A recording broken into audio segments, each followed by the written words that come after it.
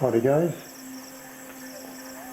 I happen to be the lucky owner of both an older Linerlock Strider AR knife and a newer Framelock AR from Strider. And I thought I'd make a little video comparison of the two knives. This is the older one, a very hefty, big folder. And this is a newer one, the Framelock Strider AR. This one is numbered. The first 100 knives were numbered. This is number 68 then, brought to me by BlueLineGear.com.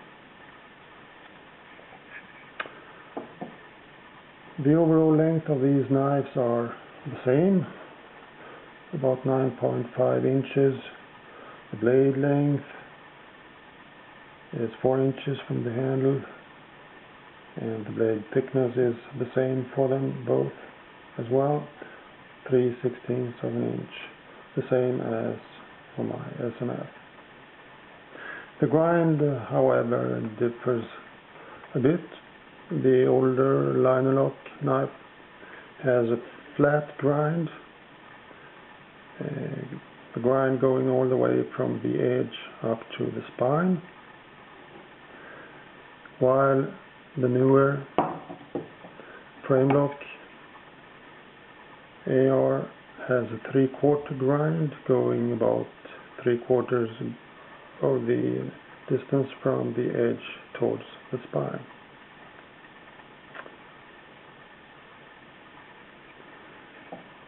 Regarding liners, there are obviously liners on the Linerlock, big hefty liners made by titanium. On the Framelock knife there are no liners. On one side is the G10, and on the other side the titanium slab with the Framelock incorporated in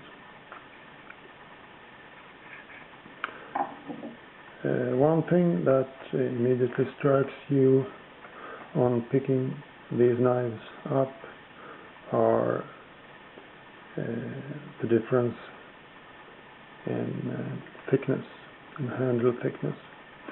The older type being much thicker, beefier than the Framelock knife. The handle thickness of this one is about 0.8 inch, while the handle thickness on the Framelock knife is 0.55 inch. Also, you can see that the Framelock knife is built in what is called the Strider Lego style, as opposed to the more contoured handles on the Linerlock. Another thing that strikes you on picking them up is the difference in weight. The Linerlock being much heavier, weighing in at about 9 ounces, while the Framelock weighs in at about 6.5 ounces. And that's only slightly heavier than the SMF, which weighs in at about 6 ounces.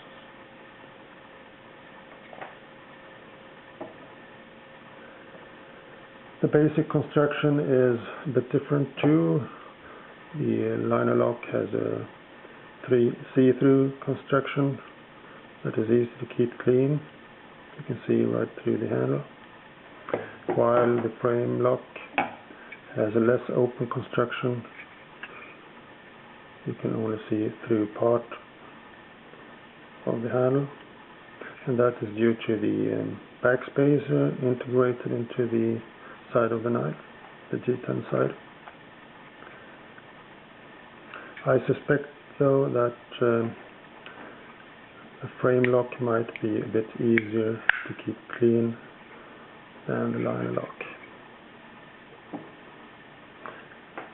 The Linerlock knife has a stop pin located here at the tang of the blade, and it is actually connecting with the tang of the blade when the knife is opened. The frame lock, on the other hand, has a stop pin that is integrated into the blade. It's press fitted into the blade, and it connects with the titanium side of the knife, and only the titanium side when the knife is opened like this. There is actually a small space between the G10 and the stop pin on this side, and that's the way it should be.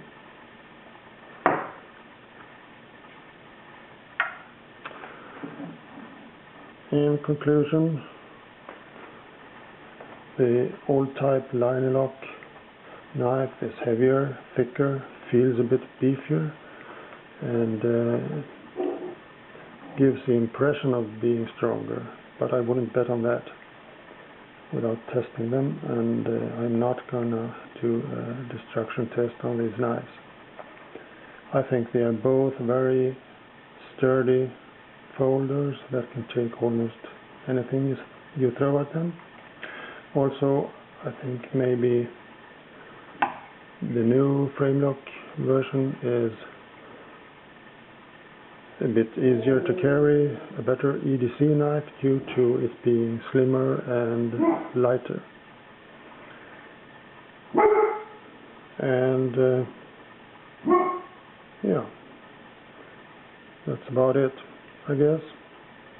I expect that we will see more versions of this knife in the future, maybe concealed carry versions and gunner grips and different grinds. So I hope you enjoyed this little video presentation. Feel free to comment, and thanks for watching.